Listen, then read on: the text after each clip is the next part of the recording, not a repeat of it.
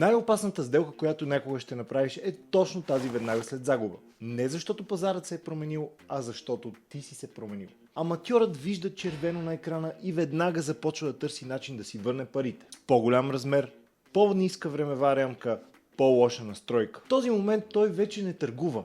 Той просто залага с брокерската си сметка и дори не го осъзнава. Професионалистът затваря платформата, отдръпва се и се връща едва когато емоцията е отминала и се появи истинска, качествена сделка с правилните параметри, както го наричаме A+ Setup.